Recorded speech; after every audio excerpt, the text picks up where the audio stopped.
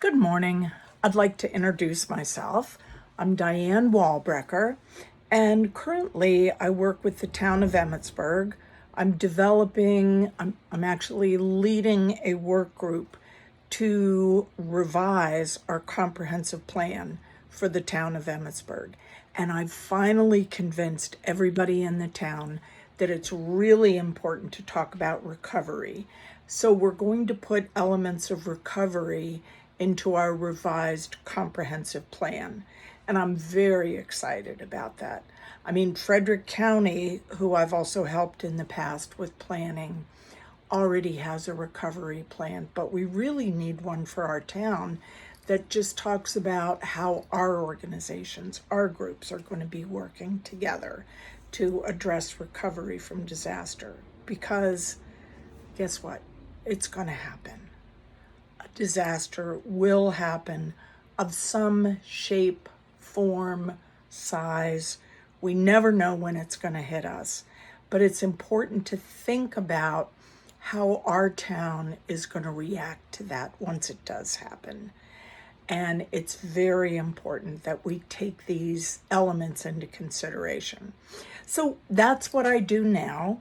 For the 15 years prior to that, I served as a training manager at the Emergency Management Institute, which some of you may be familiar with, and really enjoyed that work too.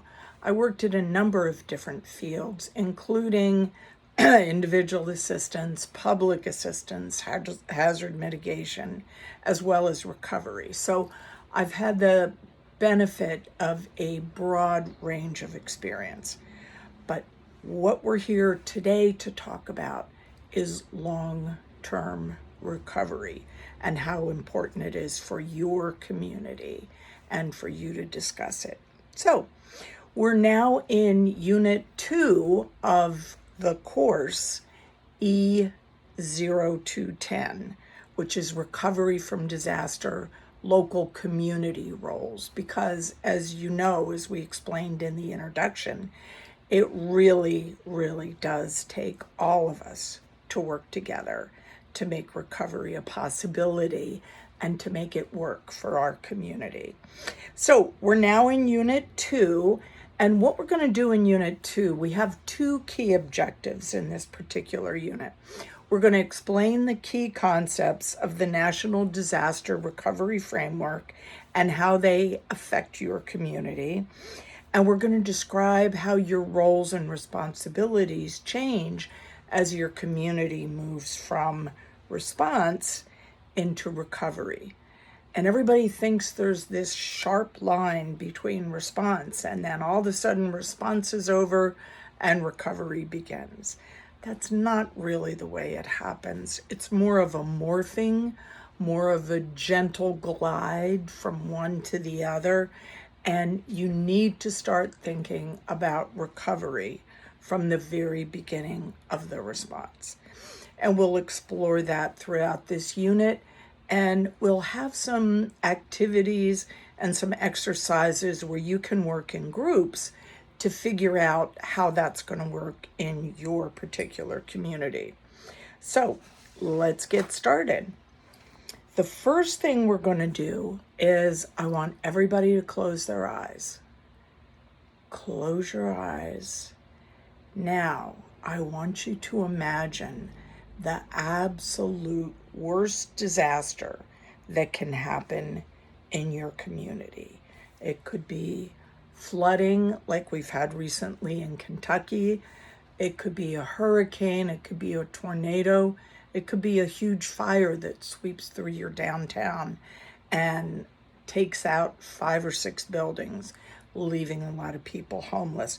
Whatever it is, think of the absolute worst thing that could happen in your community, all right?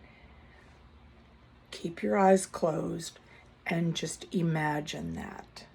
I'm going to give you some time to think about that.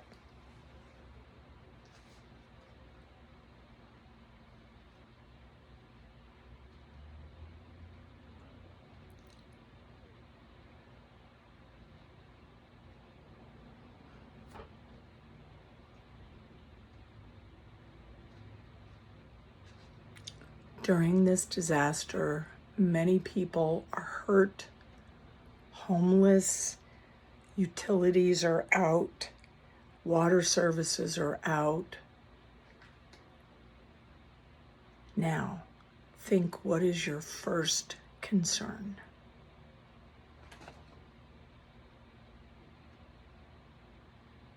All right, open your eyes and let's talk about this. What your first concern is. Can I hear some comments from the group? Good. Yes, that would be one of the concerns. Okay, from this side of the room? That was really kind of what I was looking for there. Anybody else feel that same way? Okay, absolutely. I think most of us are in agreement that if we've imagined the worst that could happen in our community, the first thing that's going to be on our mind is safety and security. You've got to make sure that people are safe, and you've got to make sure that property is safe and protected. So that's really the first concern. We're not yet thinking about recovery, we're thinking about safety and security. So what I want you to do is look in your book, Student Manual, page 22, and there's a table of what we're calling community lifelines. And community lifelines are a way to look at a disaster and the aftermath of the disaster and to figure out what areas of major concern there are and how we can best communicate about those with our fellow citizens, but also with our elected officials and our compatriots in other emergency services. So, like we said, the first thing, as you'll notice on your table of community lifelines, is safety and security, because that has to come first in the immediate after effect of a disaster. Now, the people that'll be handling that are whom? Whom in your community is going to handle the safety and security? Exactly. Okay, so it's your first responders and your members of voluntary organizations, and maybe you even have a community emergency response team in your community. Well, that would be fantastic if you've been able to make that happen for your community. So let's take a look at this table and figure out how it's going to help us be able to communicate following a disaster. So the first element is safety and security. And you see that there are components of that are listed, 5 components of that, and then a description of what that involves. And then you also notice that the second aspect is food, water, and sheltering, which again is vital and is going to take a lot of time and a lot of your effort. But that's going to be important for people's safety and security as well, is to be able to provide them with the food, water, and sheltering that they need. Health and medical, that might involve up to about 7 years to get that aspect of your community back to normal, because it's going to take a lot of time. In with that health and medical is really the psychological damages to a community that can come about due to a disaster. And so that can involve a lot of effort from your community. But in the first place, right immediately following a disaster, it's more of the public health concerns and the even public health, patient movement. Now, let's look at the other components of this community lifelines. And what we want to do is figure out, I want each of you to read the components of the lifelines 4, 5, 6, and 7, and read the components and the characteristics, and take a couple minutes, 5 minutes or so, to discuss in your small group how you would handle that in your particular community. All right? And if it's, you know what, let's do this. Let's have table 1, since we've already talked about community lifelines 1, 2, and 3. Let's have table 1 discuss energy, power, and fuel, and really focus in on that and spend about 5 minutes talking about how that would be implemented in your community using the organizations that you have right now. And for table 2, if you guys could address communications, and table group number 3, if you could address transportation, and again, figure out how you would make it work in your community with the organizations that you currently have. And table number 4, if you could discuss hazardous materials and figure out how you could make that work the best in your community immediately following a disaster. And I'll give you about 5 minutes to discuss that. And I'll be walking around, so in case you have any questions, you can certainly raise your hand and ask me as we go through this.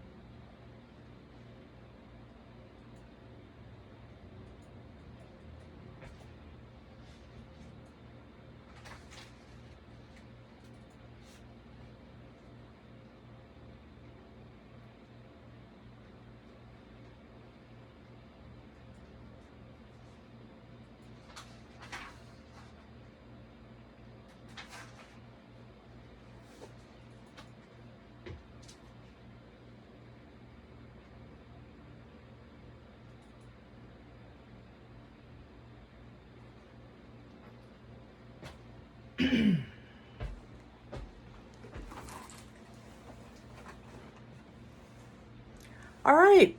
Thanks very much. I thought that was a great discussion of how the community lifelines can be interpreted in your community and how you can make them work for you. So thank you very much for those report outs. There's also other EMI classes that can help you and provide more information about community lifelines. And there's also a lifeline toolkit on the web. And here, I'll bring that up so I can show you how that can help you understand community lifelines and how the color system works. But again, this class is not really based on the lifelines per se. It's more focused on the long-term recovery and how the stabilization of those lifelines leads us into recovery. So, but again, if you have questions about the lifelines, I'll be happy to answer them at lunch or after class. But that lifelines toolkit is really, really useful, and I encourage you to look at that.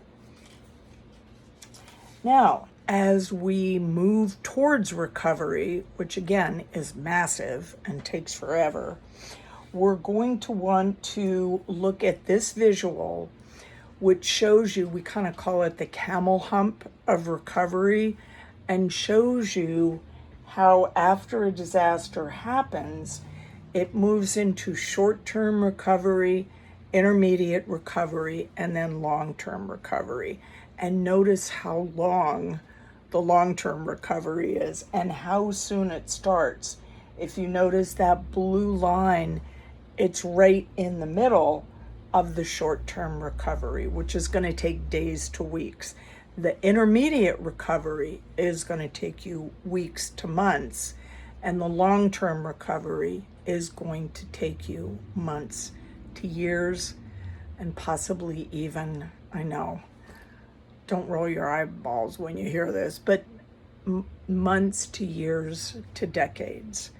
So don't be discouraged, because we're going to talk about how you can plan for that and how you can best prepare your community for it. So let's take a look at this diagram that we've got up on the board. And you notice the important aspects here are that lifelines are taking all of your effort in the beginning of the disaster when you need to stabilize them. And then as you move forward into intermediate recovery, you're really reestablishing some of those lifelines.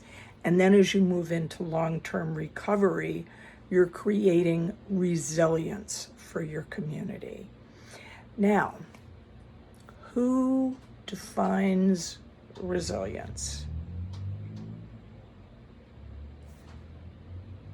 Anybody want to take a guess? Who defines resilience and recovery for your community?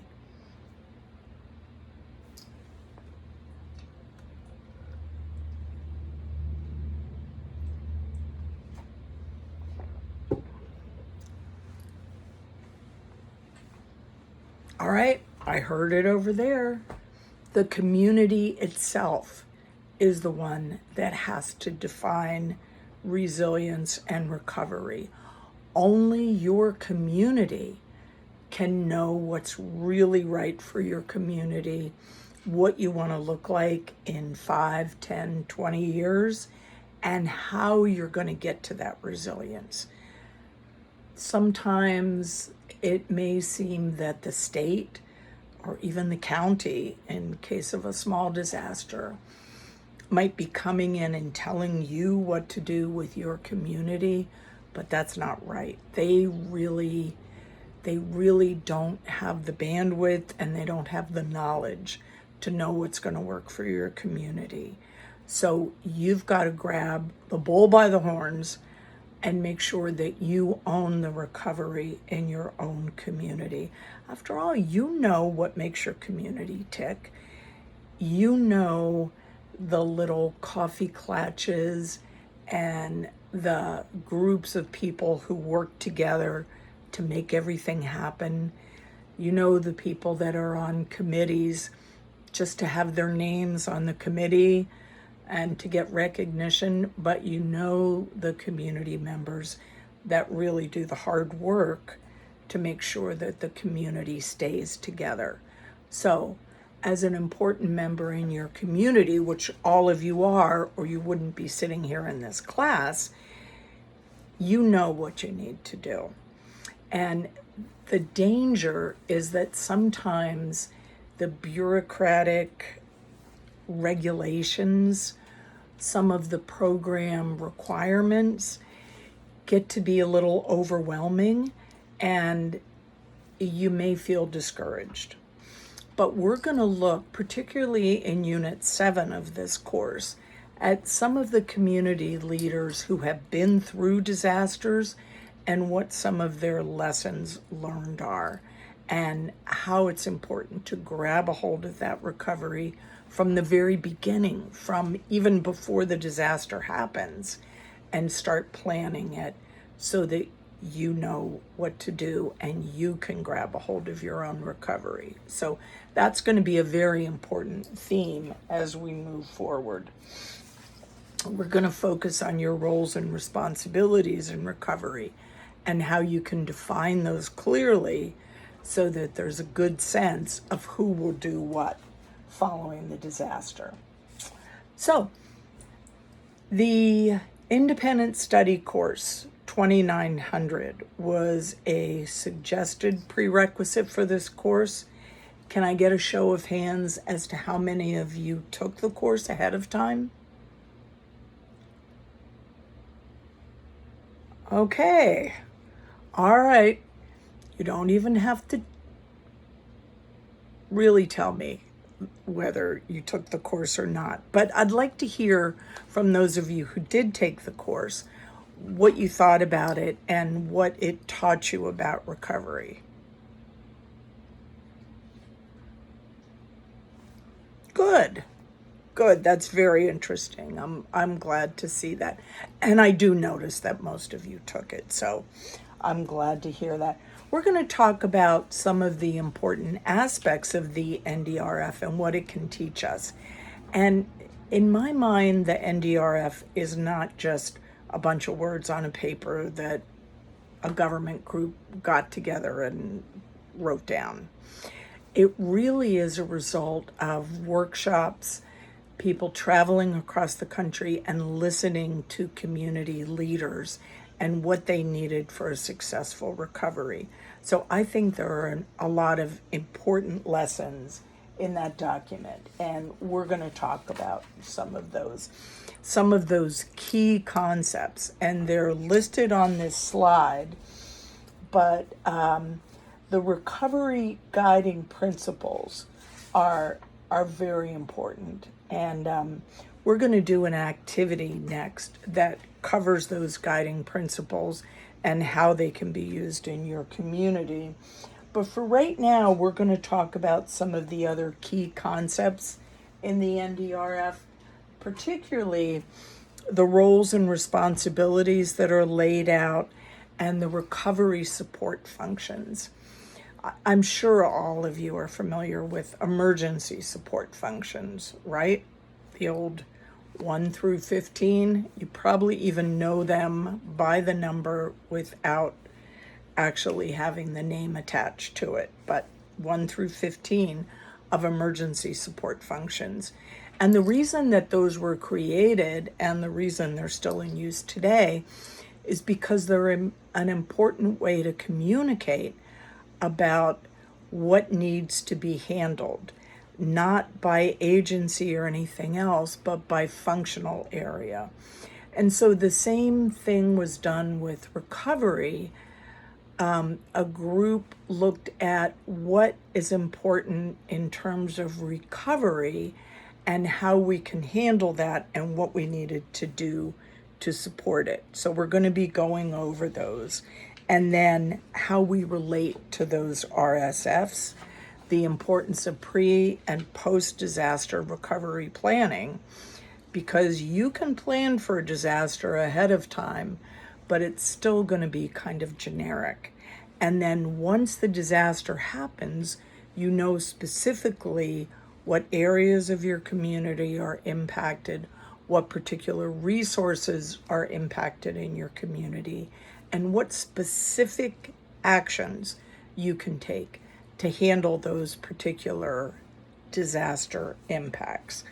So we're going to talk about that. But right now, we're going to get you guys talking to each other, and we're going to go through activity 2.2, where we're going to look at each of the guiding principles in the NDRF. There's 8 of them. So we're going to divide you into 4 groups since there's 4 tables. And I'm going to ask each group to look at 2 of the guiding principles. So table 1, I'd like you to look at the first 2, individual and family empowerment and leadership and local primacy.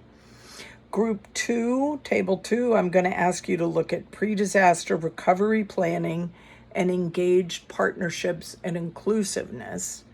Table 3, I'd like you to look at unity of effort and timeliness and flexibility.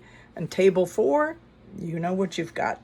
resilient sustainability, and psychological and emotional recovery. Now, the instructions are in your student manual, but what I'd like you to do is read and reflect on your assigned reading. These guiding principles, there's a description of them that's fairly good and common sense wording that begins on page 5 of the NDRF. And I'm actually having you go to the NDRF itself instead of pasting and copying the words from the NDRF, because I want you to get familiar with the document. I always think it's important to go back to the source documents, and I don't know, I'm old-fashioned. I like to print things and highlight them and underline them and put stickies on them so that I can really see exactly what's being said in the source documents and figure it out for myself, because your community needs to take that kind of leadership when it comes to recovery. And the more comfortable you are going into some of these federal documents and reading them and understanding them and not being afraid to ask questions about them if you don't understand. And that's vitally important. Never be afraid to ask questions. So let's go into the document, dip our toe in, and read about the 2 guiding principles that you've been assigned. And what I'd like you to do is discuss what the principle means to you and your community and how you can apply that when you're thinking about your community's recovery from disaster. All right? Then be prepared to share that with the group. And I'll give you about probably 20-25 minutes, and go ahead and take a break in there. We're going to extend that. Let's extend that to 40 minutes, and I'll give you 25 minutes to work on reading what's in the NDRF and then preparing a report out for the rest of the class, and be willing and able to answer questions about your guiding principle. All right, so be prepared to share that. You can take your break either before you do your work, after you do your work, or in the middle of when you do your work. Doesn't matter. Just if everybody could come back here by 9:45, then we'll do our report outs and move on through the rest of the unit. Okay. Again, I'll be walking around listening, so if you have any questions, you can certainly ask me.